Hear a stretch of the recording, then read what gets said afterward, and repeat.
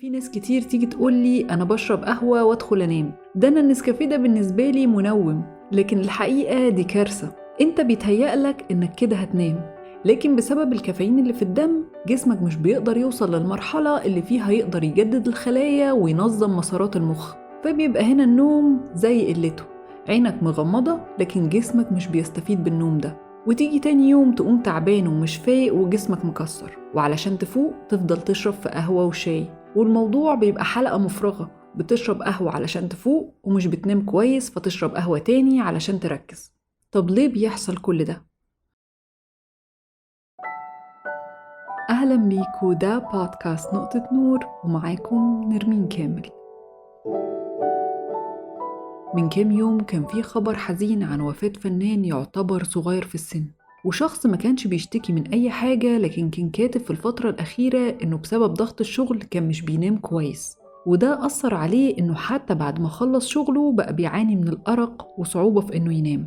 وبدون أي مقدمات أو أعراض مرض، عيلته صحيت على خبر وفاته المفاجئ. والله أعلم طبعا عن السبب، الله يرحمه ويصبر أهله. لكن في حاجة ناس كتير جدا بتستهون بيها وممكن تعرض حياتهم للخطر، وهي قلة النوم. في كتاب Why We Sleep للدكتور ماثيو ووكر بيشرح بالتفصيل أهمية النوم والأخطار الصحية والنفسية اللي ممكن نتعرض لها لو ما خدناش كفايتنا من النوم. والكتاب فيه معلومات قيمة جدا وكلها مبنية على أبحاث علمية وتحاليل طبية، والمعلومات اللي في حلقة النهاردة مبنية على الكتاب ده اللي بنصح عزيزي المستمع إنك تقراه. لكن لو ما عندكش وقت فهعرض عليك النهاردة أهم نقط فيه، المشكلة والحل وإزاي تحسن نومك. في البداية خلينا نسأل، إيه اللي بيحصل لما مش بتاخد كفايتك من النوم؟ الموضوع مش بيبقى على قد إنك تبقى تعبان تاني يوم وخلاص، لكن إنت بتعرض صحتك وحياتك للخطر، ومشاكل ملهاش نهاية من زيادة الوزن لضعف جهاز المناعة. لو كنت قضيت ليلة من الأرق وانت قاعد في السرير مش عارف تنام وقاعد تتقلب يمين وشمال، وفجأة تسمع صوت العصافير وتلاقي الشمس طلعت ودلوقتي مفروض تبدأ يوم جديد من غير نوم، فانت عارف كويس إحساسك باليوم ده غالبا بيكون يوم متعب وغريب وكل حاجة عجيبة بتحصل فيه. باختصار شديد، جسمك بيحتاج النوم زي ما بيحتاج الهواء والأكل علشان يقدر يقوم بوظيفته بشكل صح، وإنك تنام أقل من 7 ساعات في اليوم بشكل منتظم فده هيبقى ليه عواقب رهيبة على صحتك. جسمك بيحتاج النوم علشان يقدر يرمم الخلايا ويجددها، وعلشان يكون جوه مخك روابط عصبية جديدة ويساعد المخ على إنه يحتفظ بالذاكرة. وفي دراسات أثبتت ارتباط مرض الزهايمر بقلة النوم. ووفقاً لمنظمة الصحة العالمية، في دراسة عملتها سنة 2010 إن قلة النوم بتزود خطر الموت المفاجئ. وهنا الموضوع ما فيهوش مبالغة، كل ده وفقاً لإحصائيات. فمتهيألي محتاجين ناخد بالنا كويس من نفسنا، لأن في الآخر جسمنا وصحتنا دي أمانة مفروض نحافظ عليها.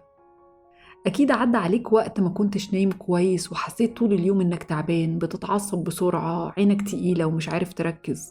قمت قايل لنفسك أنا هديها قهوة وشاي علشان أفوق كده وأركز وأكمل اليوم. لكن للأسف الكافيين بيزود المشكلة ومش بيحلها، وبيخلي بعد كده النوم أصعب وأصعب. وللأسف كمان في ناس كتير تيجي تقولي أنا بشرب قهوة وأدخل أنام، ده أنا النسكافيه ده بالنسبة لي منوم. لكن الحقيقة دي كارثة. أنت بيتهيألك إنك كده هتنام، لكن بسبب الكافيين اللي في الدم جسمك مش بيقدر يوصل للمرحلة اللي فيها يقدر يجدد الخلايا وينظم مسارات المخ، فبيبقى هنا النوم زي قلته.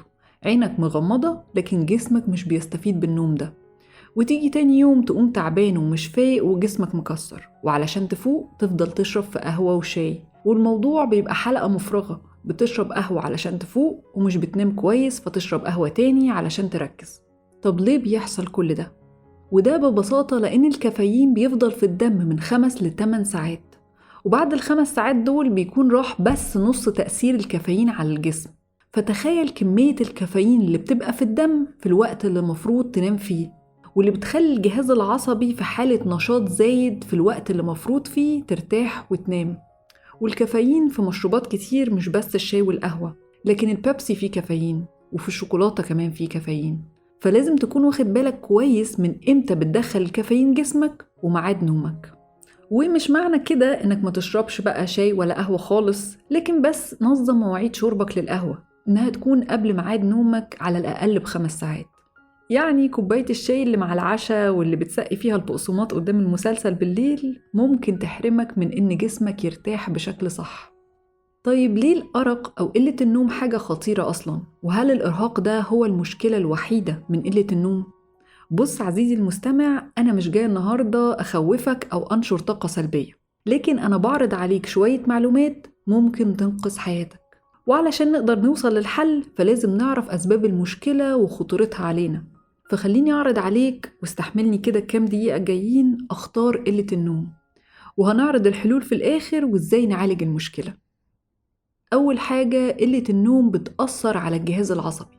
جهازك العصبي ده هو مركز معلومات الجسم، والنوم ضروري جدا علشان يقدر يشتغل بشكل صح. طيب يعني إيه الكلام ده أصلا؟ ببساطة وانت نايم بتبدأ تتكون مسارات جديدة جوه المخ. المسارات دي اللي بتساعدك تفتكر أي حاجة بتتعلمها وانت صاحي، وتخزن كل المعلومات اللي بتدخلك خلال اليوم. فلو ما نمتش كويس تيجي تاني يوم مش فاكر أي حاجة من اليوم اللي فات. مثلا سهران قبل الامتحان مطبق وبتلم المنهج وفاكر انك كده بتذاكر وتستفيد، وتنام لك ساعتين وتيجي تاني يوم في الامتحان قدامك سؤال انت متأكد انك شفته امبارح، انت عارف الإجابة ومش قادر تطلعها من مخك، مش فاكر أي حاجة. طب ليه حصل ده؟ علشان مخك ما قدرش يكون المسارات اللي تخليك تقدر تسترجع اللي انت ذاكرته.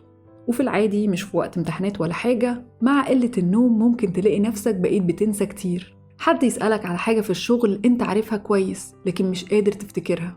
قلة النوم بتعمل إرهاق للمخ فمش بيقدر يقوم بوظيفته. تاني حاجة، قلة النوم بتقلل التركيز. تبقى سهران على مشروع أو شغل مفروض يتسلم وتاني يوم تلاقي الشغل 3/4 غلط ولازم يتعاد، وده لأن المخ فقد قدرته على التركيز، والساعات اللي انت سهرتها ما فدتكش أصلا. وكان ممكن الشغل اللي سهرتله 3 أو 4 ساعات يخلص في ساعة واحدة بس لو كنت نايم كويس ومركز. ده غير ان الإشارات اللي بيبعتها المخ للجسم بتتأخر، كأنك كده بتتفرج على فيلم الصوت فيه سابق الصورة، فده بيخلي رد فعلك بطيء. فممكن لو انت سايق مثلا ما تعرفش تتصرف بسرعة وتعمل حادثة، لو انت بتعدي الشارع مش هتاخد بالك لو عربية جاية بسرعة، ولو بتشتغل بآلة حادة ممكن تجرح نفسك. التركيز بيكون منعدم في الحالة دي وأي حاجة ممكن تحصل. تالت حاجة، قلة النوم بتأثر على القلب، ضغط الدم وصحة الأوعية الدموية وقدرة الجسم على إنه يعيد إصلاح الأوعية الدموية اللي في عضلة القلب، كل ده مرتبط بمعدل النوم. فلو قل عدد ساعات النوم عن اللي جسمك محتاجه فممكن ساعتها يحصل أمراض زي اضطراب ضغط الدم أو سكتة قلبية أو سكتة دماغية. رابع حاجة، قلة النوم بتأثر على صحتك النفسية والعاطفية. تلاقي نفسك بتتعصب من أقل حاجة ومتنرفز طول الوقت، ما بيبقاش عندك القدرة على إنك تاخد قرار صح لأن بيكون عندك سلوك مندفع. تحس إنك مهموم طول الوقت ومش عارف ليه، قلق وتوتر ويمكن ساعات الاكتئاب. خامس حاجة، قلة النوم بتأثر على الجهاز الهضمي. تلاقي حد بيشتكي إن وزنه بيزيد مع إنه بياكل نفس الأكل، حد بيشتكي إنه بيعمل دايت وقلل أكله ومع ذلك على الميزان وزنه مش بيقل نهائي. بيفتكر ساعتها إن السبب هو نوع الأكل، لكن غالباً السبب الرئيسي بيكون قلة النوم. قلة النوم بتأثر على معدل الحرق في الجسم، وبالتالي الجسم هيحس طول الوقت بالخمول ومش هيحرق السعرات اللي بتدخله. ده غير إن قلة النوم بتأثر على هرمونين اللابتين والجريلين المسؤولين عن الجوع والشهية. عمرك عزيزي المستمع كنت سهران كده وكل شوية نفسك تهفك على بطاطس محمرة، حتة شوكولاتة، شوية آيس كريم؟ ليه السهر بيخليك عايز تاكل أكتر؟ ببساطة لأن هرمون اللابتين المسؤول عن الشبع بيقل، وبيزيد إفراز هرمون الجريلين المسؤول عن الشهية، فبتبدأ تحس إنك عايز تاكل طول الوقت مع إنك يمكن ما تكونش جعان أصلاً. وقلة النوم بتقلل نسبة الأنسولين في الدم، وبالتالي ممكن يحصل مشاكل زي السمنة ومقاومة الأنسولين أو مرض السكر. سادس حاجة، قلة النوم بتأثر على جهازك المناعي. لما بتنام جسمك بيفرز مواد علشان يكافح البكتيريا والفيروسات اللي بتدخل الجسم، فتلاقي نفسك من أقل حاجة يجيلك دور برد، ويفضل بقى دور البرد ده مكمل معاك أسابيع. لكن الأخطر في الموضوع أن لو استمرت قلة النوم فترة طويلة والجسم ما خدش النوم اللي هو محتاجه، ممكن تحصل أمراض مزمنة زي السكر أو أمراض القلب. 7 حاجة، قلة النوم بتأثر على الغدد الصماء. مثلا حد بيتمرن في الجيم وبياكل بروتين لكن جسمه مش بيكون أي عضل. ده ليه؟ علشان في خلل في الهرمونات بسبب قلة النوم. والموضوع مش بس عضلات، لكن قلة النوم بتسبب انقطاع هرمونات النمو عند الأطفال والمراهقين، والجسم بيفقد قدرته على تجديد الخلايا. طيب دي كانت المشاكل، خلينا بقى نشوف ايه الحلول. نعمل ايه علشان نقدر ننام بشكل أحسن؟ واحنا أصلا محتاجين فترة نوم قد ايه علشان نحافظ على صحتنا؟ جسم الإنسان بيحتاج من 7 ل 9 ساعات في اليوم على حسب عمره، وكل شخص مختلف، فلازم تشوف انت جسمك بيكون مرتاح تماما بعد كام ساعة. طيب ازاي نقدر ننام الفترة دي وجسمنا يستفيد منها؟ أول حاجة تنظيم مواعيد النوم، إن يكون عندك ميعاد ثابت كل يوم تنام فيه وتصحى فيه، لأنك لو يوم نمت لحد الظهر واليوم التاني صحيت الساعة 7 الصبح، كتر اللخبطة دي بتأثر على الساعة البيولوجية في الجسم، فبيبقى مش قادر يفرق بين الليل والنهار، وده اللي ممكن بعد كده يسبب أرق وتلاقي صعوبة في إنك تنام. تاني حاجة الكافيين، حاول تخلي آخر وقت تشرب فيه قهوة أو شاي قبل ميعاد نومك ب5 ساعات على الأقل، علشان جسمك يقدر يدخل في حالة الاسترخاء وتنام بشكل أعمق وأحسن. تالت حاجة، ما تاكلش أكلة تقيلة قبل النوم على طول، حاول إن تكون وجبة العشاء قبل النوم ب2 على الأقل وتكون وجبة خفيفة. رابع حاجة، ودي حاجة كل الناس بتقع فيها، حاول ما تستخدمش تليفونك قبل النوم بنص ساعة على الأقل.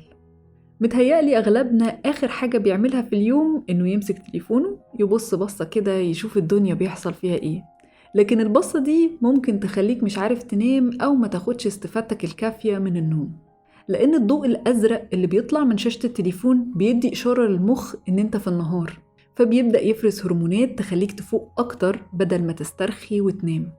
وحاجة تانية، إن مواقع التواصل الاجتماعي متصممة إنها تديك جرعات من الدوبامين وساعات أدرينالين، فجهازك العصبي هيبقى في حالة نشاط زايد وهتلاقي صعوبة إنك تنام. حاول قبل النوم إن يكون جو أوضتك هادي، وممكن تقرأ شوية، ده هيساعدك على إنك تنام بشكل أحسن.